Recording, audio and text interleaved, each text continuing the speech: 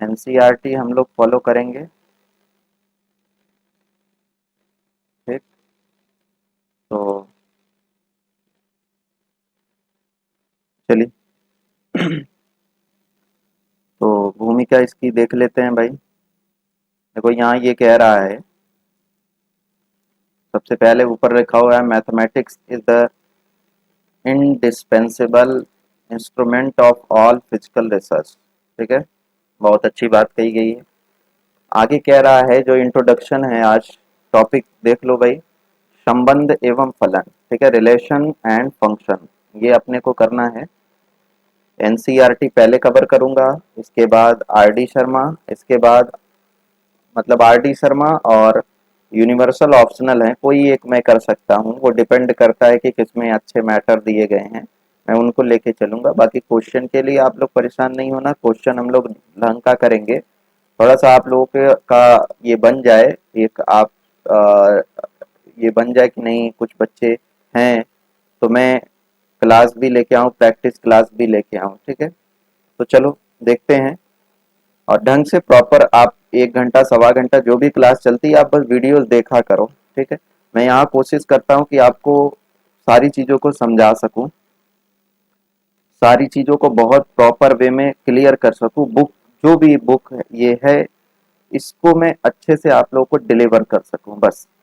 अभी मैं कोई इसमें एक्स्ट्रा वर्क नहीं कर रहा हूँ मैं, या ये कहें भाई अगर आपको कोर पता हो जाए तो आप कुछ भी कर सकते हो, फिर मैं जब ट्रिक्स पे आऊँगा तो आप बहुत जल्दी से ट्रिक्स कैच कर लोगे। छोटी छोटी बातें जो होती हैं वो हमको नहीं पता होती हैं, और इस कारण हम परीक्षाओं में गलतियां करते हैं। तो इसलिए आपको अब बेसिक्स के लिए तो एनसीईआरटी ही पढ़नी चाहिए। ठीक है, तो चलो देखते हैं। तो कह रहा है कि भूमिका में देखो, इंट्रोडक्शन वाले पार्ट में क्या कह रहा है कि जो गणित का अधिकांश भाग पैटर्न अथवा अर्थात परिवर्तनशील राशियों के बीच अभिज्ञेय है, अभिज्ञेय कणियों को ज्ञात करने के बारे में। हमारे दैनिक जीवन में हम संबंधों को चित्रित करने वाले अनेक पैटर्नों के बारे में जानते हैं, जैसे भाई और बहन, पिता पुत्र, अध्यापक और विद्यार्थी। गणित में भी हम बहुत से संबंध हमें बहुत से संबंध मिलते हैं, जैसे संख्या यम संख्या यन से छोटी है, संख्या रेखा यल रेखा यम के समानांतर है, समुच्चय ए समुच्चय बी का। इन सभी में हम देखते हैं कि किसी संबंध में ऐसे युग्म सम्मिलित होते हैं जिनके घटक के क्रम निश्चित होते हैं। ठीक है, ये सारा कुछ बताया गया है। जो महत्वपूर्ण सी बात दी गई है वो यहाँ दी गई है। ठीक है, तो आइए स्टार्ट करते हैं। देखो यहाँ ये कह रहा है कार्टेशियन प्रोडक्ट ऑफ सेट्स। ठीक है, जो सेट होते हैं उनका अपने को कार्टेशियन प्रोडक्ट निकालना है। तो पहले कार्टेशियन प्रोडक्ट होता क्या है वो समझो। हम लोगों ने सेट कर लिया हुआ है, सेट क्या होता है आई थिंक ये सबको पता होगा। ठीक है, और नहीं पता है, अगर आप फर्स्ट टाइम देख रहे हो तो आप जाके मेरे पिछले वीडियोस को ढंग से देख लेंगे, वहां मैंने सेट के बारे में बहुत प्रॉपर वे में डिस्कशन किया हुआ है। तो यहाँ जो बात कह रहा है उसको मैं प्रॉपर जो उसने लिखा हुआ है उसी के रूप में मैं समझाऊंगा आपको।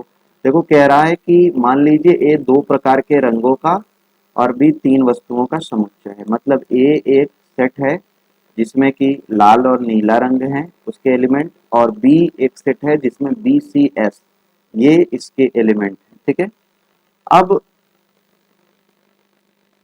किसी भी चीज को, अब कह रहा है बी सी एस किसी भी विशेष चीज को रिप्रेजेंट करता है, जैसे बी का मतलब बैग, सी का मतलब कोट, ठीक है, और एस का मतलब कमीज को निरूपित करता है। अब कह रहा है कि इन दोनों समुच्चयों से कितने प्रकार की रंगीन वस्तुओं के युग्म बनाए जा सकते हैं। ठीक है, तो सीधी सी बात है, देखो पेयर, कितने पेयर आप बना सकते हो। यहाँ देखो इसने लाल रखा हुआ है, यहाँ नीला, और इस जगह एस, ये हो गया सी, और ये हो गया बी। तो एक बार इसने क्या किया, लाल के साथ बी को जोड़ दिया। ठीक है, फिर लाल के ही साथ इसने सी को जोड़ दिया। ठीक है, फिर लाल के ही साथ इसने एस को जोड़ दिया। तो ये फर्स्ट और ये अपना ये ऑर्डर पेयर बन गया क्या, लाल बी, लाल सी, लाल एस। ऐसे ही नीले के साथ एक बार इसने किसको जोड़ दिया, बी को, फिर नीले के साथ किसको जोड़ दिया, सी को, फिर नीले के साथ किसको जोड़ दिया, एस। ठीक है, तो ये एक्चुअली इस प्रकार से अपने को 6 विभिन्न प्रकार की वस्तुएं प्राप्त हो जा रही हैं। देख रहे हैं, लाल बी, लाल सी, लाल एस, नीला बी, नीला सी, नीला। ठीक, तो इसी बात को इसने यहाँ पर कहा हुआ है। तो आइए अगले पेज पे चलते हैं। तो इसने यही बात कहा है कि पिछली कक्षाओं से स्मरण कीजिए कि एक क्रमित युग्म अवयवों का वह युग्म है जिसे वक्र कोष्ठक में लिखते हैं। ठीक है, मतलब एक ऑर्डर्ड पेयर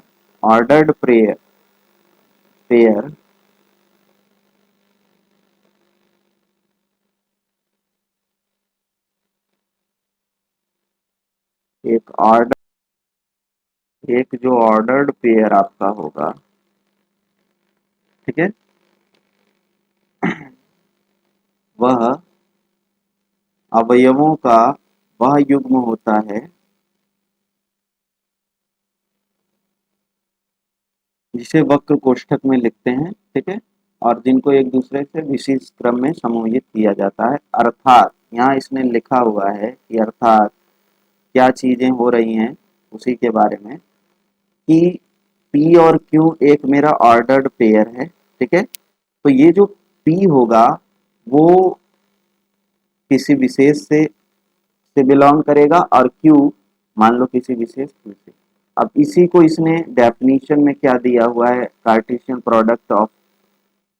ठीक है, तो यहाँ कह रहा है कि दो अरिक्त समुच्चयों P और Q का Cartesian product P multiplied by Q या P क्रॉस Q उन सभी क्रमित युग्मों का समुच्चय है, उन सभी क्रमित युग्मों का समुच्चय है जिनको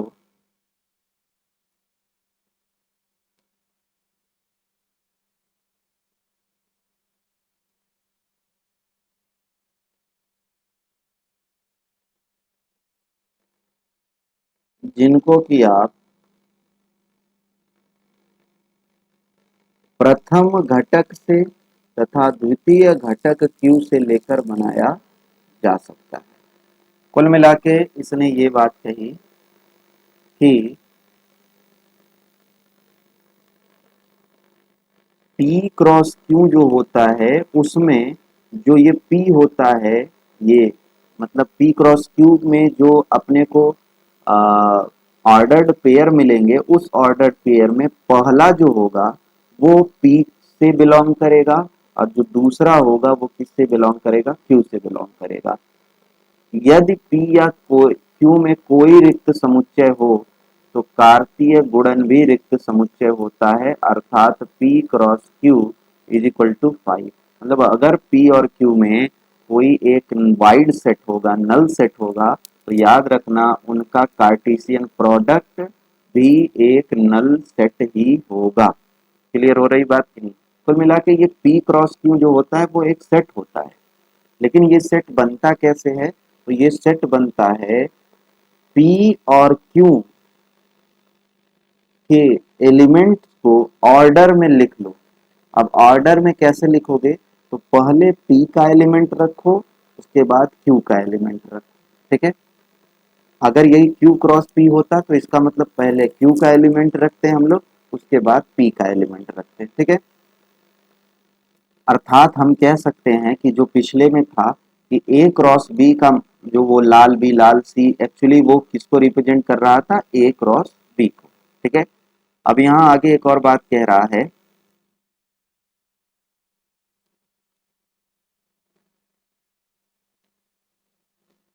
लिख लीजिएगा। ठीक है, एक और बात यहाँ कही जा रही है। देखो कह रहा है कि अब यहाँ दो समुच्चय पे और आओ विचार कर लेते हैं। देखो A बराबर DL MP KA। ठीक है, डीएल का मतलब दिल्ली से है, एमपी का मतलब मध्य प्रदेश, के ए मतलब कर्नाटका। और ये 010203 ये मान लो जो लाइसेंस जारी की जाती है गाड़ियों की उसके नंबर हो गए, ठीक है। तो अब मैं इनको मुझे ऑर्डर पेयर बनाना है, तो जैसे पिछले में किया था, यहाँ डीएल लिख दिया, यहाँ एमपी, यहाँ के, यहाँ 010203। अब एक बारी डीएल 1 के साथ जाएगा, फिर यही डीएल 2 के साथ जाएगा, फिर यही डीएल 3 के साथ जाएगा। ऐसे ही ये एमपी 1 के साथ, ये एमपी 2 के साथ, और ये एमपी 3 के साथ, ठीक। इसी प्रकार के ए के साथ, के सॉरी के ए 01 के साथ, 02 के साथ, फिर 03 के साथ, ठीक। तो इतने ऑर्डर पेयर आपको मिल रहे हैं, तो ए क्रॉस बी क्या होगा, तो वही चीज को इसने बताया हुआ है। ए क्रॉस बी क्या होता है, तो ए क्रॉस बी यही जो मैंने सेट किया यही होगा, ठीक है। ए क्रॉस बी मतलब इनका कार्टेशियन प्रोडक्ट। अब इसी चीज को 4 सेट के साथ कर दिया, देखो B1 B2 B3 B4 A1 A2, तो यहाँ ये बन गया। अच्छा एक चीज आप देख रहे होगे, यहाँ कुल कितने सेट बन रहे हैं ए क्रॉस बी में, तो देखो 3 इससे, 3 इससे, 3 इससे, 3 त्रिका 9, ठीक है। और अगर मैं बात करूं ऊपर वाले में, तो यहाँ देखो कितने बन रहे हैं, 3 इससे बन रहे हैं, 3 इससे, 3 दूना 6, समझते चलना इसका कंसेप्ट। और यहाँ देखो कितने बनेंगे, तो पिछले के हिसाब से 4 इससे बनेंगे, 4 इससे, तो 4 दूनी 8। इसका मतलब हम कह सकते हैं कि अगर मैं बात करूं इसमें कार्टेशियन प्रोडक्ट में इनके कितने एलिमेंट आएंगे, तो जितने पहले वाले में एलिमेंट होंगे और जितने दूसरे वाले में एलिमेंट होंगे उनका मल्टीप्लिकेशन ही होगा, ठीक है। तो वही चीज को इसने लिखा हुआ है, ए और बी के समुच्चय के उप समुच्चय हो तो इस प्रकार प्राप्त क्रमित युग्म ऑर्डर्ड पेयर किसी समतल के बिंदुओं को निरूपित करेगा। ऑब्वियस सी बात है, किसी समतल में जो पॉइंट होंगे, मतलब कोई एक प्लेन होगा तो उसमें ये पॉइंट को रिप्रेजेंट करते हैं, ठीक है। A1 B1 A1 B2 पर स्थित है, बिंदु B2 A1 पर स्थित है, बिंदु बिंदु, ठीक है। अब इसी चीज को उसने कुछ नोट में करके लिखा हुआ है, महत्वपूर्ण सी बात है, इसको समझ लो। देखो क्या कह रहा है, बहुत अच्छी सी बात लिखी गई है। यहाँ ये कह रहा है कि दो क्रमित युग्म समान होते हैं, ये इस पे सवाल आते हैं आपके टीजीटी में तो निश्चित रूप से आते हैं। कह रहा है दो क्रमित युग्म समान होते हैं यदि और केवल यदि उनके संगत प्रथम घटक समान हो और संगत द्वितीय घटक समान हो। मतलब ऐसे समझो, मान लो, एक सेकंड, मान लो ये और ये फर्स्ट ऑर्डर पेयर है अपना, और ये बराबर हो गया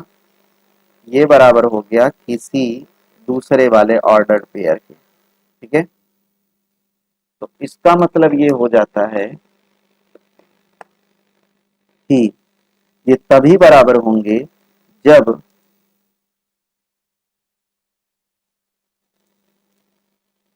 जब ये वाला एलिमेंट और ये वाला एलिमेंट आपस में बराबर होंगे, या और और ये वाला एलिमेंट इस वाले एलिमेंट के बराबर होगा रेस्पेक्टिवली, ठीक है। तो दो दो क्रमित युग्म ऑर्डर्ड पेयर इक्वल तभी होंगे जब पहला, मतलब जो उनके ऑर्डर्ड पेयर होंगे उसका जो पहला घटक होगा, ठीक है, वही वो इक्वल होगा इस वाले के, और दूसरा वाला इस वाले के इक्वल होगा। यही बात इसने इस बात में समझाया हुआ है। अच्छा अगली लाइन में इसने क्या बोला कि अगर मैं, यदि ए में पी अवयव हो और बी में कितने अवयव हो तो क्यों, तो ए क्रॉस बी में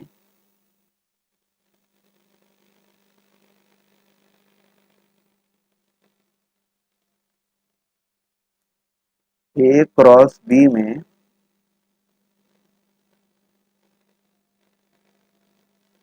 ए क्रॉस बी में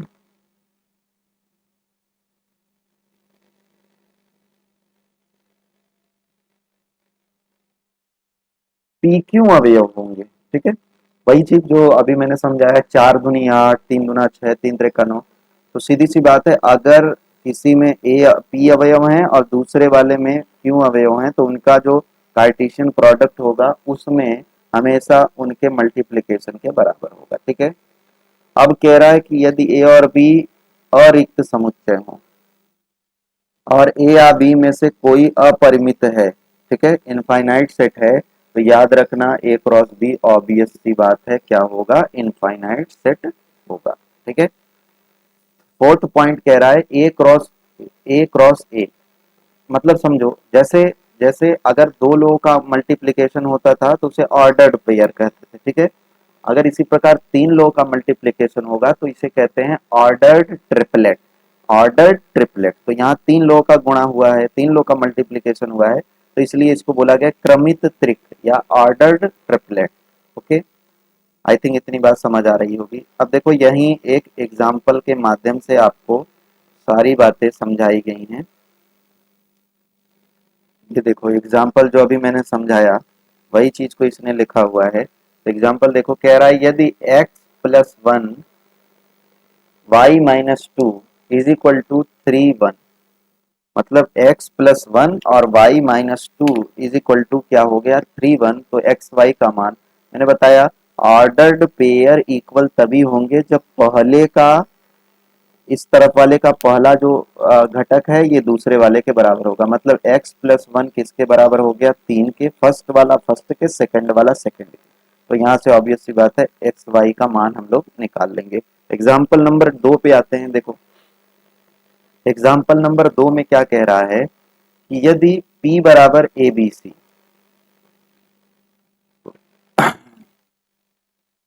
यदि P बराबर ए बी सी और Q बराबर आर, और Q बराबर आर हो, ठीक है।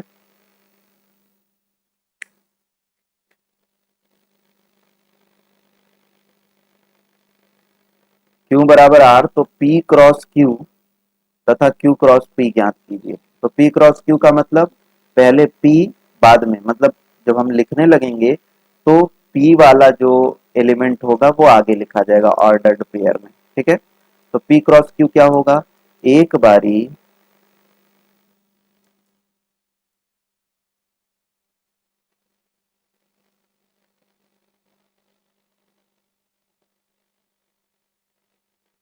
एक बारी ए आर के साथ जाएगा, फिर बी आर के साथ जाएगा, फिर सी आर के साथ जाएगा। ये तो हो गया आपका पी क्रॉस क्यू, मतलब पहले ए वाला एलिमेंट रखेंगे तो A R B R C R, और क्यू क्रॉस बी में क्या होगा, पहले आर लिखा जाएगा। तो अगर मैं बात करूं इसके रिस्पेक्ट में, तो आर पहले ए के साथ जाएगा, मतलब पहले आर रहेगा बाद में ए, फिर आर बी के साथ जाएगा, फिर आर सी के साथ जाएगा। तो मतलब R A R B R C. But एक बात बताओ, एलिमेंट की संख्या क्या इस पी क्रॉस क्यू में या क्यू क्रॉस पी में अनइक्वल हुई क्या, नहीं। इसमें भी कितने कितने इसमें एलिमेंट बनेंगे पी क्रॉस क्यू में, तो हमने बताया जितना पी में होगा जितना क्यू में होगा गुणा कर दो, तो 3 इसमें 1 इसमें, 3 × 3 3 इसमें ऑर्डर पेयर बनेंगे, 3 इसमें बनेंगे, ठीक है। बट क्या हम कह सकते हैं क्या P cross P Q cross P के बराबर है, तो ये इन जनरल नहीं होता। हो सकती है कोई विशेष परिस्थितियां हो कि P cross Q Q cross P के बराबर हो जाए, लेकिन जनरली ऐसी बातें नहीं होती हैं। तो P cross Q Q cross P के बराबर नहीं होता है। आई थिंक इतनी बात सबको समझ आ रही होगी। आगे बढ़ते हैं नेक्स्ट। अब देखो यहीं पर सारा सेट थ्योरी का कंसेप्ट लगाया हुआ है। तो एक आध सवाल मैं करा दे रहा हूँ, बाकी आपको दिख रहा होगा स्क्रीन पे, आप अपने कलम कागज लेके बैठे रहोगे, आप उस पे सवाल हल करना। देखो कह रहा है सेट ए इतना है और सेट बी इतना है, सेट सी इतना है। तो आपको निकालना है A cross B intersection C. तो पहले बी इंटरसेक्शन सी निकाल लो। तो बी सी में क्या कॉमन है, तो बी सी में कॉमन है 4, ठीक है, 4 कॉमन हो गया। मतलब बी इंटरसेक्शन सी में जो एलिमेंट आएगा वो केवल 4 आएगा। और ए में तो इतना है, पहले ए का लिखोगे तो एक बारी एक 4 के साथ जाएगा, एक किसके साथ जाएगा, 4 के साथ, फिर 2 वापस से 4 के साथ, फिर 3 वापस से 4 के साथ, मतलब 1 4 2 4 3 4। तो ये इसका हो गया। ऐसे ही A cross B intersection A cross C, मतलब अब ए क्रॉस बी निकाल लेना है। तो ए पहले है, तो ए पहले 3 के साथ, फिर ए 4 के साथ, फिर ऐसे ही ए का दूसरा एलिमेंट 2 3 के साथ, फिर 2 4 के साथ, फिर ऐसे ही 3 3 के साथ, फिर 3 3 4 के साथ। तो ये हो गया ए क्रॉस बी। ठीक है, ए क्रॉस बी हो गया।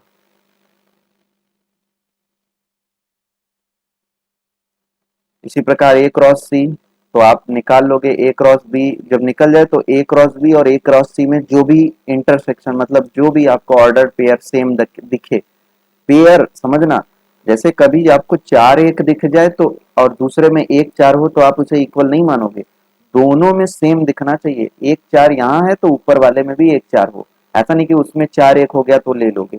1 4 है तो 1 4 ही सेम टू सेम होना चाहिए, क्योंकि मैंने बताया कि इक्वल तभी होंगे, वो सेम तभी होंगे जब कि पहले का पहला घटक और दूसरे का दूसरा घटक इक्वल हो जाए। आई थिंक इतनी बात समझ आ गई। ऐसे ही B intersect B union C निकाल लिया और A cross B union C easily आप कर लोगे। बोलो हाँ या ना, क्लियर हुआ बात? चलो आगे बढ़ते हैं। अब मैं लेता हूं ये वाला कि यदि p बराबर, ये ट्रिपलेट निकालना है अपने को, यदि p बराबर 1 2, तो p क्रॉस p का मान ज्ञात करो। ठीक है, तो ऐसी सवालों के लिए ऐसे में आपको दिक्कत होगा तो पहले क्या करना, पहले आप इस तरीके से कर लो। हम्म, मतलब पहले आप ये काम कर लो, दो ले लो, पहले p क्रॉस p निकाल लो। तो p क्रॉस p मतलब सेम सेम है, यहाँ पर p मल्टीप्लाइड बाई फिर p। ठीक है, अब मान लो यहाँ मैंने एलिमेंट रखा ये, क्योंकि p cross p same element होगा, और दूसरे में मैंने ये वाला रख दिया, ये हो गया और ये हो गया। मान लो ये वन, ये वन है, ये भी वन है, ये टू है, ये टू है। अब इसके बाद करोगे क्या, p क्रॉस p निकाल लो, मतलब 1 × 1। ठीक है, 1 × मतलब 1 2, फिर 2 × 2 1, फिर 2 2। तो ये बन गया। तो अब आपका जो ऑर्डर्ड पेयर बना वो 4 ठो बन गए, 4 ऑर्डर्ड पेयर बन गए। क्या बन गए देखो, ये बन गया, ऐसे समझो,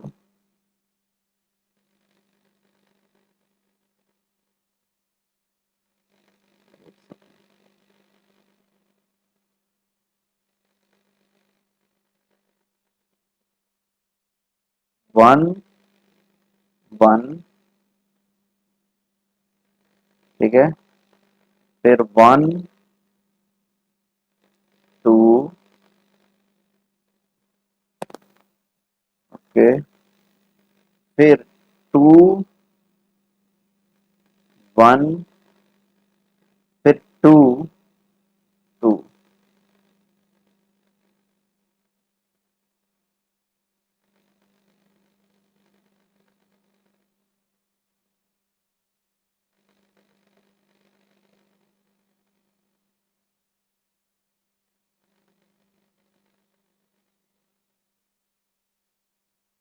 ठीक है, ये ऑर्डर्ड पेयर बन जाएंगे। अब इसमें वापस से आपको गुणा कर लेना है 1 2 से, 1 2 से। ठीक है, मतलब 1 1 2 से आपको मल्टीप्लाई कर लेना है इसमें। तो अब देखो क्या बनेगा, देखो 1 पहले इसके साथ हो जाएगा। ठीक है, 1 इसके साथ हो जाएगा, तो यहाँ क्या था, 1 1 था, तो 1 1 वापस से 1, तो वही लिखा हुआ है 1 1 1। फिर यही 1, फिर यही 1 इसके साथ जाएगा, ठीक। तो इसके साथ हो जाएगा, तो यहाँ देखो क्या बना था, 1 2, तो 1 2 1, 1 2 1, ठीक। ऐसे ही आपको करना पड़ेगा। तो आई थिंक ये समझ आ रहा होगा, तो बहुत बड़ा हो जाएगा, तो आप इस वे में कर लोगे। तो पहले अगर आपको ट्रिपलेट निकालना है तो 2 निकाल लोगे, फिर उस 2 का तीसरे के साथ मल्टीप्लाई कर लोगे, ठीक। तो इसको करना, बहुत आनंद आएगा आपको करने में। चलो आगे बढ़ते हैं। तो कह रहा है कि यदि ए क्रॉस बी बराबर इतना, तो ए और बी को ज्ञात करें। तो ए का मतलब, ए क्रॉस बी में जो लिखा होता है उसमें ऑर्डर्ड पेयर में पहला जो होता है वो ए का एलिमेंट होता है, दूसरा बी का एलिमेंट। तो A P, P sorry P, repeat तो करना नहीं है, तो पी ए का होगा, ये वाला पी भी ए का होगा, तो एक बारी लिख दिया तो हो गया। फिर एम एम मतलब एक बारी, मतलब पी एम ए का होगा और क्यू आर बी का होगा। क्लियर। अब आते हैं ये एक्सरसाइज पे, जल्दी से देख लो। एक्स आपको ये निकालना है, तो सीधी सी बात है, ये वाला इस 5/3 के बराबर होगा, ये वाला 1/3 के बराबर होगा, ठीक है। अगला एग्जाम्पल कह रहा है यदि समुच्चय ए में 3 अवयव हो और समुच्चय बी में इतना हो, तो ए क्रॉस बी में अवयवों की संख्या बताइए। तो ए क्रॉस बी में अवयव की संख्या कितनी होगी, तो 3 इसमें है, 3 इसमें है, 3 त्रिका 9, ठीक है। अब कह रहा है कि यदि जी बराबर इतना, एच बराबर इतना, तो जी क्रॉस एच, एच क्रॉस जी निकालो। तो जी क्रॉस एच क्या होगा, 7 5 7 4 7 2 8 5 8 4 8 2। एच क्रॉस जी क्या होगा, 5 7 5 8 4 7 4 8 2 7 2 8। क्लियर हो रही बात, कर लेना आप। आगे कह रहा है कि बतलाइए कि निम्नलिखित में से प्रत्येक सत्य है अथवा असत्य है। यदि कथन असत्य है तो दिए गए कथन को सही बनाकर लिखिए। यदि यम एन इतना है तो पी क्रॉस क्यू आपको निकालना है। तो पी क्रॉस क्यू में पहली बात तो 2 एलिमेंट नहीं आएंगे, पी क्रॉस क्यू में 4 ठो आएंगे, क्योंकि 2 इसमें है 2 इसमें है, तो 4 आएंगे। इसको सुधार लेना है आप लोगों को, 4 क्या होंगे, ठीक है। यदि ए और बी अरिक्त समुच्चय हो, ठीक है, तो ए क्रॉस बी क्रमित युग्मों का एक अरिक्त समुच्चय होगा इस प्रकार, x belongs to A, y belongs to B. सही है, ठीक है। मतलब आपको कथन बताना भी है, सत्य है असत्य है। तो ये वाला तो सत्य है, क्योंकि ए और बी रिक्त समुच्चय अरिक्त समुच्चय होंगे, तो ए क्रॉस बी के जो ऑर्डर्ड पेयर होंगे उसमें पहला वाला ए को बिलोंग करता है, दूसरा बी को। आगे कह रहा है यदि ए बराबर इतना, बी बराबर इतना, तो ए क्रॉस बी इंटरसेक्शन फाई। तो बी याद रखना कि फाई के साथ किसी का भी इंटरसेक्शन ऑब्वियस सी बात है फाई आता है। और फाई मतलब नल सेट, नल सेट का किसी के साथ भी कार्टेशियन प्रोडक्ट हमेशा नल सेट होता है। मतलब ये भी क्या हो गया आपका, सही हो गया कथन, ठीक है। अब आपको इसका ए क्रॉस ए मतलब ऑर्डर ट्रिपलेट निकालना है, निकाल सकते हो आप, ठीक है। अगला छठे सवाल में कह रहा है यदि ए क्रॉस बी बराबर इतना, तो ए बी ज्ञात कीजिए। तो ए बोले तो पहला एलिमेंट, तो ए बी, और बी बोले तो दूसरा एलिमेंट मतलब एक्स वाई, ठीक।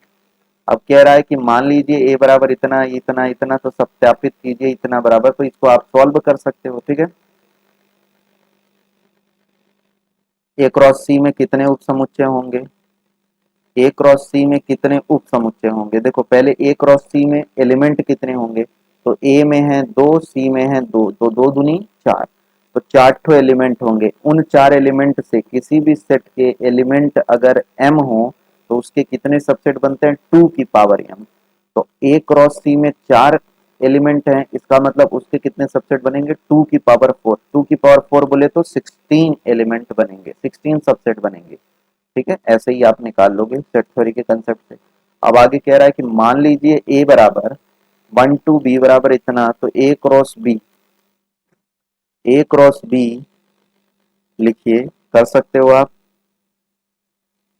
अब 9वें सवाल में कह रहा है कि मान लीजिए ए और बी दो समुच्चय हैं जहां एन ए बराबर 3 एन बी बराबर 2। यदि x 1 y 2 z 1 ए क्रॉस बी में है, ठीक है, ए क्रॉस बी में है, तो ए बी को ज्ञात कीजिए। देखो एक बात क्लियर है कि ए में कितने एलिमेंट हैं, 3 एलिमेंट हैं, और बी में कितने हैं। तो अपने को ए क्रॉस बी के बारे में बात की गई, तो याद रखना ए का जो ए क्रॉस बी के एलिमेंट होंगे उसमें पहला एलिमेंट ए का होगा। तो देखो x1, एक सेकेंड, देखो इसमें x1, y2 और z1। तो x मतलब पहला एलिमेंट, तो ये x ले लिया, a का हो गया, y ले लिया, a का होगा, z भी a का होगा। और z में अल्टीमेटली कह रहा है 3 एलिमेंट, और अपने को 3 तो मिल ही गए, मतलब ये बात सही हो गई, x के एलिमेंट हो गए x y z। ठीक है। अब आगे कह रहा है कि b में 2 एलिमेंट हैं, तो 2 एलिमेंट हैं तो दूसरा देखो 1 और 2। 1 तो ऑब्वियस सी बात है सेम भाई, अपने को दो ही एलिमेंट हैं और दो तो दिख भी रहा है, एक है और दो, रिपीट तो करना नहीं है। तो बी में कितने एलिमेंट हैं, दो, और वो दोनों क्या हो गए, एक और दो हो गया। ठीक है। तो बस ए और बी को ज्ञात करने को कहा था। 10वें सवाल में देखो कह रहा है ए क्रॉस ए में 9 अवयव हैं। मेरी बात ध्यान से समझना, ए क्रॉस ए में 9 अवयव हैं। अगर दो सेट सेम सेट हैं, उनका मल्टीप्लीकेशन हो रहा है, तो इसका मतलब ये उनमें एक में कितने अवयव होंगे, आप मुझे बताओ। तो सीधी सी बात है, A cross A same same set हैं, मतलब जो सेट ये है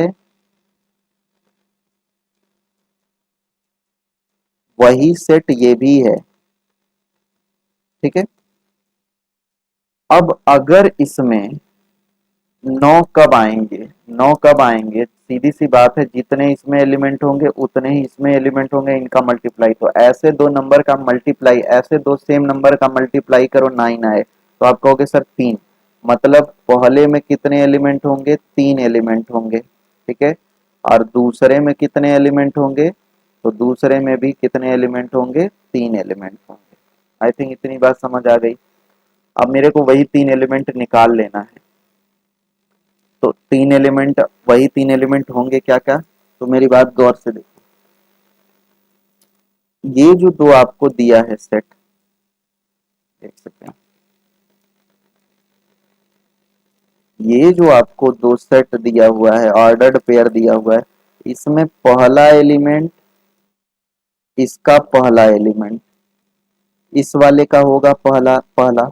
ठीक है। तो मतलब -1, ये -1 हो जाएगा और ये 0 हो गया। और मेरी बात गौर से समझो, दूसरा एलिमेंट दूसरे सेट का होगा, तो दूसरे सेट में भाई दोनों सेम सेट हैं, इसको मैंने -1 कर दिया, इसको 0 कर दिया। अब ये वाला देखो, दूसरा वाला दूसरे वाले का होगा, तो 0, तो मतलब ये वाला इसको रिप्रेजेंट करेगा। ठीक है।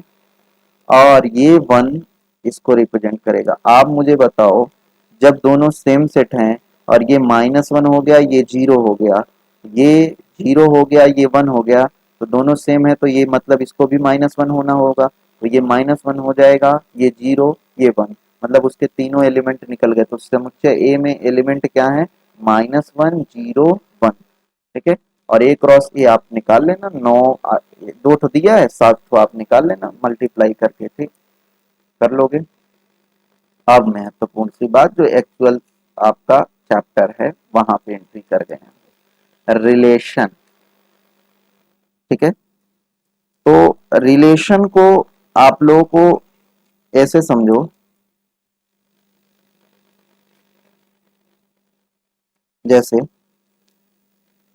संबंध, जैसे मोहन मान लो सोहन का पिता हो गया, सपोज करना मोहन सोहन का पिता हो गया, कोई रेखा ए भी है, रेखा पी के ऊपर लंब हो जाए, तो कोई ना कोई तो संबंध है ना। ऐसे ही एक्स वाई से कम हो गया, वाई एक्स से विभाज्य हो गया, त्रिभुज एक्स त्रिभुज वाई के सर्वांगसम है, वाई एक्स का वर्ग है। ठीक है। तो मतलब एक राशि का दूसरे राशि के साथ, एक एलिमेंट का दूसरे एलिमेंट के साथ कोई ना कोई संबंध होता है। ठीक है। एक एलिमेंट का दूसरे के साथ कोई ना कोई संबंध होता है। तो रिलेशन के बारे में यही बात यहाँ कही गई है, बहुत ढंग से पढ़ना, काम की बात है आपके। देखो कह रहा है दो समुच्चयों, P बराबर इतना, Q बराबर इतना। तो P क्रॉस Q में कितने एलिमेंट आएंगे? तो 15 ठो आएंगे। P क्रॉस Q में 3 इसमें है, 5 इसमें है, 3 पचे 15, 15 आपको एलिमेंट मिलेंगे, ऑर्डर्ड पेयर 15 ठो ऑर्डर्ड पेयर मिलेंगे। क्लियर? अब जो रिलेशन होता है, जरूरी नहीं है कि ऑर्डर्ड पेयर आपने बनाया, ठीक है। अब रिलेशन क्या होता है ना, रिलेशन एक विशेष उन ऑर्डर्ड पेयर में से जो आपको 15 मिल रहे हैं, उसमें एक विशेष संबंध निकाल दो, विशेष संबंध निकाल दो। तो उस ऑर्डर पेयर में कुछ विशेष संबंध वाले ऑर्डर्ड पेयर को आपने बाहर निकाल लिया, तो ये जो ऑर्डर्ड पेयर होगा यही आपका रिलेशन कहलाएगा। और वो किस में से निकला है? तो वो बड़े वाले ऑर्डर्ड पेयर में से निकला हुआ है। इसका मतलब हम कह सकते हैं कि रिलेशन जो होता है वो इसका सबसेट भी होगा। ओके, तो आगे बढ़ते हैं। वही बात देखो यहाँ लिखा हुआ है कि हम प्रत्येक क्रमित युग्म के घटक x y घटक के बीच में एक संबंध स्थापित करेंगे, ठीक है। और उस संबंध, वो संबंध जो होगा वो इस p क्रॉस q का क्या होगा? उपसमुच्चय। p क्रॉस q में कितने एलिमेंट आएंगे? 15 ठो आएंगे। ऐसे समझो, देखो यहाँ ए ए ए बी से भी जाएगा, ए फिर बिनोय से भी जाएगा, ए चंद्रा से भी जाएगा, ए दिव्या से भी जाएगा, बी भानु से जाएगा, बी बिनोय से जाएगा, बी अली से जाएगा, बी चंद्रा से जाएगा, बी दिव्या से जाएगा, सी ए अली से जाएगा, सी भानु से जाएगा, सी बिनोय से जाएगा, सी चंद्रा से जाएगा और सी दिव्या से जाएगा। तो इतने बनेंगे 15 हो। लेकिन अपने को एक ऐसा रिलेशन निकाल लेना है, अपना एक ऐसा विशेष संबंध जो कि इसका एक सबसेट हो, वो ऐसा लेना है। देखो यहाँ एक रिलेशन उसने डिफाइन कर दिया। रिलेशन कैसा होना चाहिए कि एक्स वाई, मतलब अब मेरे को ऐसे 15 में से ऐसे ऑर्डर्ड पेयर लेंगे हम जिसमें जो पहला वो होगा और जो दूसरा घटक होगा, तो दूसरे घटक का पहला जो अक्षर होगा ना, दूसरे घटक का पहला अक्षर जो होगा, दूसरे घटक का पहला जो अक्षर होगा वो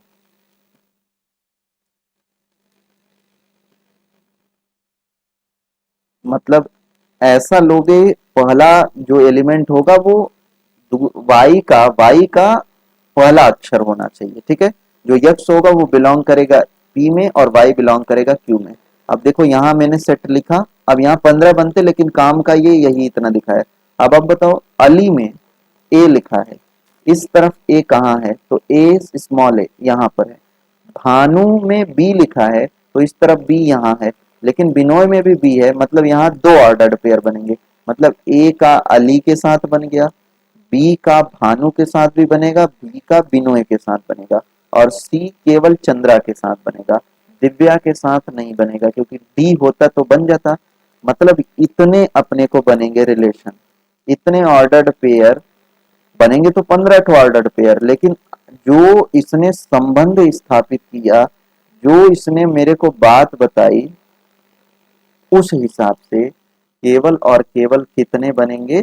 तो यही 4 ठो बनेंगे काम के अपने, क्योंकि अपने को यही रखना है, ठीक है। तो यही चीज को इसने रिप्रेजेंट कर दिया,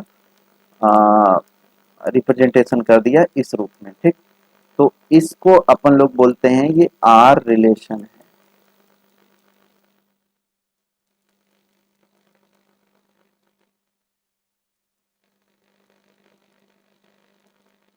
ठीक है।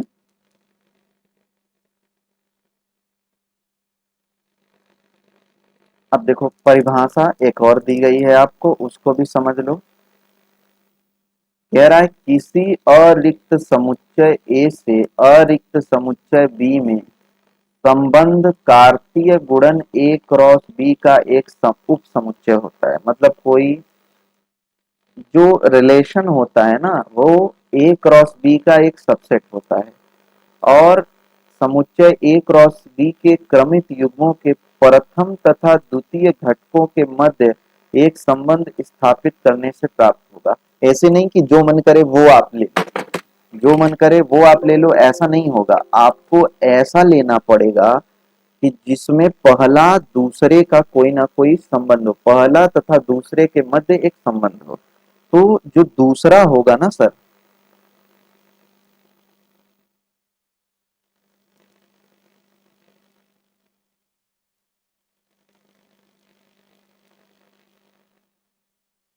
दूसरे जो दूसरे घटक होगा, जैसे दूसरा ये है और मान लो इसका इसका संबंध,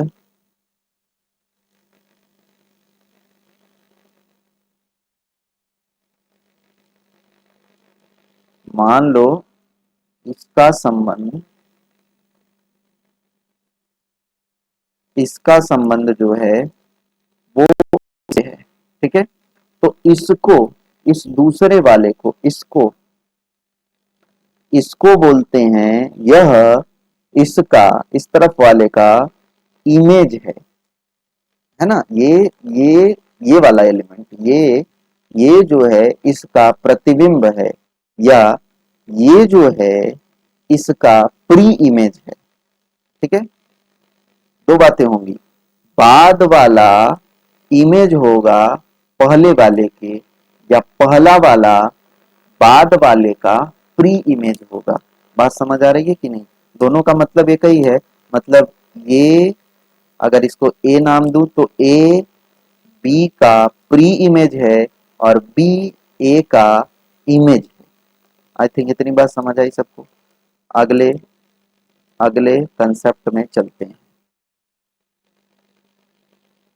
अगली डेफिनेशन क्या दी गई है उसको देख लो। कह रहा है कि समुच्चय ए से समुच्चय बी में संबंध के क्रमित युग्मों के सभी प्रथम घटकों के समुच्चय को संबंध आर का प्रांत कहते हैं। अच्छा, एक और बात समझ लो, देखो काफी टर्म्स आएंगे इसमें, तो आप ढंग से समझ लो।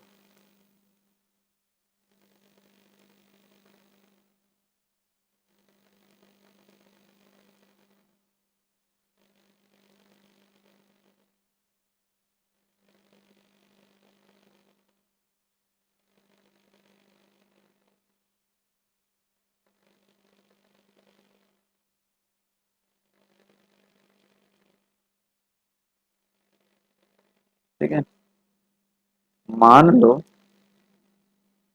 इसका इसके साथ रिलेशन है,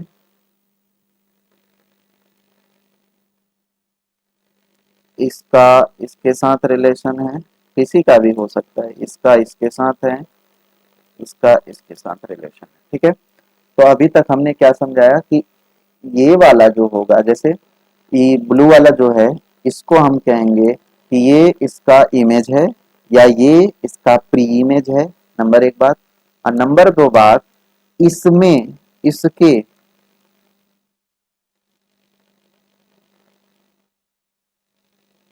इसको हम लोग कहते हैं डोमेन। ये क्या कहलाएगा? अपना प्रांत कहलाता है। मतलब पहले वाले के जितने भी एलिमेंट रिलेशन आर का जो, मतलब जो रिलेशन बनेगा, जो इसका रिलेशन क्या बनेगा, ये वाला इसके साथ, ये वाला इसके साथ, ये वाला इसके साथ, ठीक है। तो इसका मतलब ये जो एलिमेंट हैं, ये जो बन रहा है, इसको बोलते हैं इसका डोमेन है, ठीक है। रिलेशन आर का ये डोमेन है, और इसको बोलते हैं यह अच्छा, एक और चीज समझ लो, ये भी हो सकता है कि यहाँ इन दोनों का कोई इमेज हो ही ना, है ना। मतलब इन दोनों पर कोई रिलेशन ना हो, ये एकदम खाली हो, ये भी हो सकता है। तो समझो, इस तरफ वाले को डोमेन कहेंगे, और जिस जिस पे तीर लगी है, ये सब आपका क्या कहलाएगा? रेंज कहलाएगा। क्लियर हुआ? ये सब आपका क्या कहलाएगा? रेंज कहलाएगा, ठीक। जिस जिस पे एरो लगा हुआ है, बस तीर जिस पे लगी हुई है, अभी इन दोनों पे नहीं लगा हुआ है, तो ये रेंज नहीं है। रेंज केवल यही दोनों है, ठीक, यही दोनों रेंज है। लेकिन इस तरफ जितने होंगे, चाहे तीर लगी हो चाहे ना लगी हो, इन सभी को इसका कोडोमेन कहते हैं। तीन टर्म आया आपका, डोमेन, रेंज, कोडोमेन। मान के चलो 5 टर्म आया, image, pre image, domain, range, codomain. Image फिर से समझ लो, इसका इमेज ये है, इसका इमेज ये है, इसका, ये तो खाली चला गया, इसका इमेज ये है। नंबर एक बात। अब आगे कह रहा है कि प्री इमेज, तो आप जानते हो कि भाई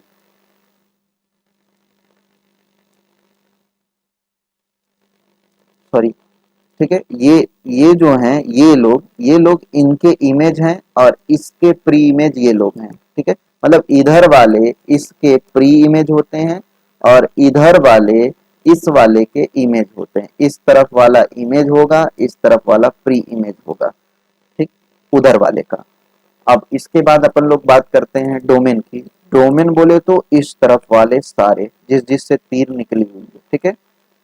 और इस तरफ वाले रेंज किसे कहेंगे, तो जिस जिस पे तीर लगी हुई है वो सब रेंज कहलाएगा। आई थिंक क्लियर हुआ। और ये रेंज हो गया आपका। और इसके बाद अगली बात होती है कोडोमेन की।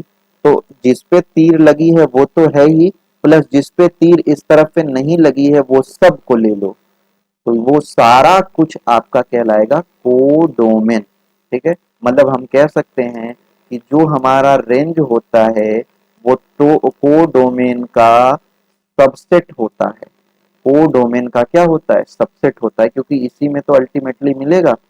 आई थिंक इतनी बात समझ आ रही होगी सबको। अब बात करते हैं, यहाँ एक पॉइंट लिखा हुआ है कि एक संबंध का बीजी निरूपण या तो रोस्टर विधि या समुच्चय निर्माण विधि द्वारा किया जा सकता है, ठीक है। एक तीर आरेख किसी संबंध का एक दृष्टि चित्रण है, ठीक है। तो ये एक विजुअल इमेज बनती है इसकी, ठीक। अब एक एग्जांपल का ले लेते हैं।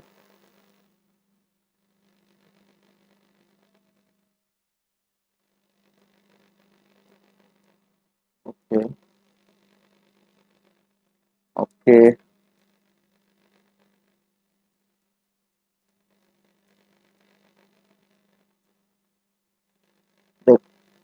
एग्जाम्पल नंबर 7 ये जो दिया गया है इसको समझो 2 मिनट में आप लोग।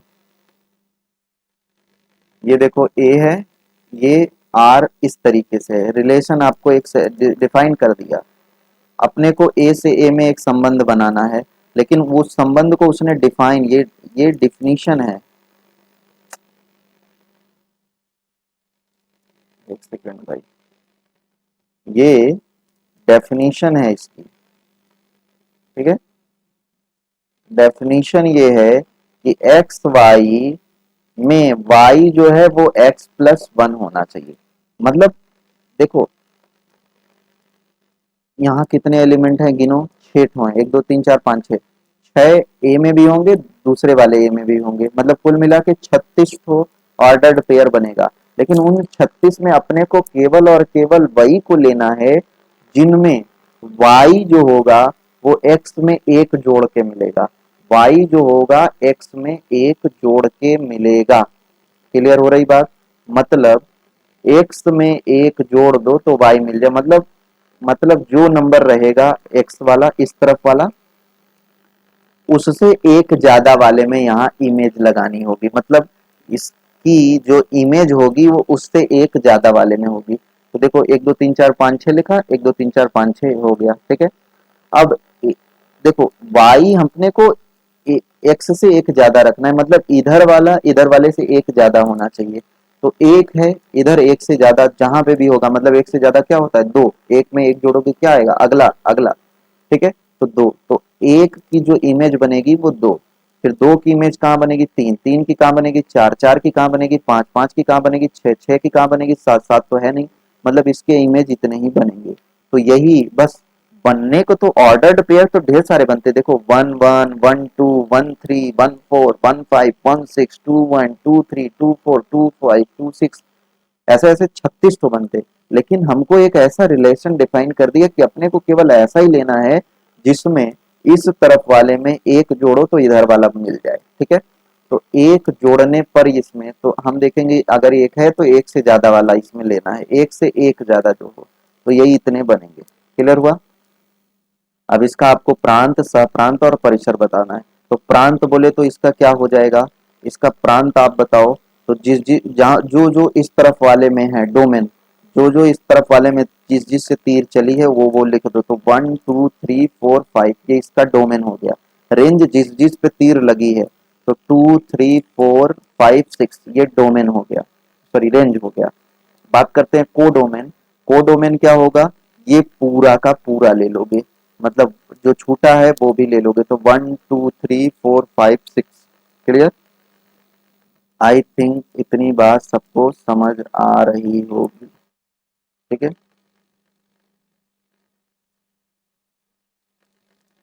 ओके, तो ये देख लो, समझ लो इस सवाल को। और आज की क्लास हम लोग समाप्त करते हैं इसी बात से। कल इसी के आगे से अपन लोग पढ़ेंगे, संबंध के बारे में भी पढ़ा जाएगा।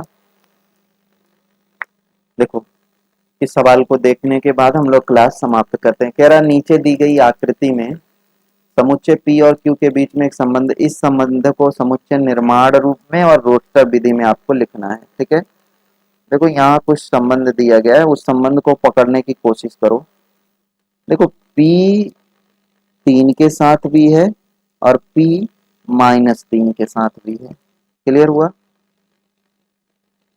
मतलब 9, सॉरी 9 3 के साथ भी इमेज बनाया है, मतलब 9 का इमेज 3 भी है, 9 का इमेज -3 है, 4 का इमेज 2 है, 4 का इमेज -2 है, ठीक है।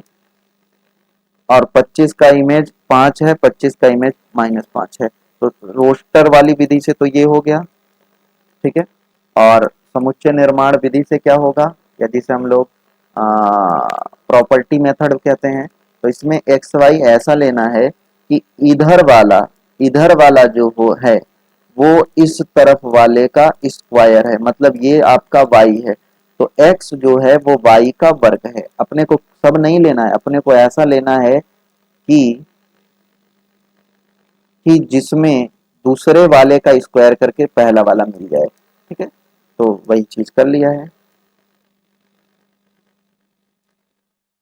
अब इसका प्रांत निकाल लो, तो प्रांत इसका डोमेन कितना हो जाएगा, 9 4 25, सीरियल वाइज लिखेंगे तो 4 9 25। इसका डोमेन की बात करें, सॉरी रेंज की बात करें तो क्या होगा, देखो 5 3 2 -2 -3 -5 ये सब होगा इसके रेंज। कोडोमेन क्या होगा,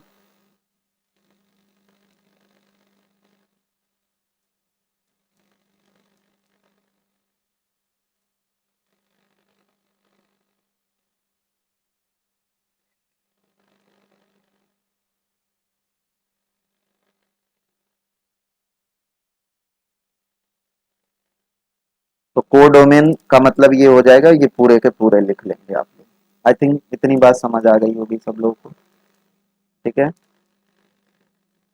नेक्स्ट यहीं से हम लोग स्टार्ट करेंगे। वैसे ये हो गया है, ठीक है। अब फंक्शन ही कराना है, तो 2 मिनट में देख ही लो पूरा। अब फंक्शन नहीं कराएंगे, पहले हम आर डी शर्मा के सवाल, आर डी शर्मा से भी थोड़ा बहुत बात बता दें आपको, ठीक है। फिर आते हैं फंक्शन पे, ठीक। देखो कह रहा है कि समुच्चय, ये तो समझाया आपको कि कुल कितने सबसेट बनेंगे, तो जितने इसके बनते जितने इसमें एलिमेंट होंगे 2 की पावर करके। ए से ए के संबंध को ए पर संबंध कहते हैं, ठीक है। मतलब ए से ए पर संबंध कहते हैं, रिलेशन ऑन ए। अब यही चीज लिखा है, इसका आपको डोमेन रेंज और कोडोमेन बताना है। जैसे ए इतना है, रेंज कैसा रखना है, तो 3x - y = 0, मतलब आपको एक ऐसा एक्स वाई तैयार करना है जिसमें x का 3 गुना कर दो और y में घटा दो तो 0 मिल जाए। तो देखो 1 का 3 गुना करो, तो 1 का 3 गुना करोगे 3, और 3 में 3 जाएगा तो कितना आ जाएगा, 0। इसका मतलब एक ऑर्डर सेट बनेगा 1 3। अब 2 में ऐसे ही 14 तक हैं, तो 2 में 2 का क्या बनेगा, तो 2 में थर्ड 3 से, जैसे एक्स वाई का यहाँ से निकाल लो ना, 3x - y = 0। तो इसका मतलब हो जाएगा 3x = y। इसका मतलब अपने को x कोई भी ले, उसका 3 टाइम y पे जाना चाहिए, ठीक है। तो एक, और उसके बाद 1 का 3 गुना 3, 2 लिया, 2 का 3 गुना 6 होना भी चाहिए इसमें। तीन लिया तो तीन का तीन गुना 9, है ना। चार लिया तो चार का तीन गुना 12 आ रहा है, 14 तक है। पांच लिया तो पांच का तीन गुना 15, नहीं ले पाएंगे। क्लियर हुई बात की नहीं। तो ये आपको ये लिख लेना होगा और इसका डोमेन रेंज आराम से आप निकाल लोगे। आई थिंक ये कर लेंगे आप। आगे सवाल भी आएंगे तो ये देख लो, थोड़ा सा स्लो कर दे रहा हूँ तो आप इनके क्वेश्चन को बहुत ढंग से आप लगाना, सवालों को लगाइएगा बहुत ढंग से। ये देखिए, ओके, आराम आराम से कर रहा हूँ, वीडियोस को रोक रोक के आप सवालों को लगाते चलोगे।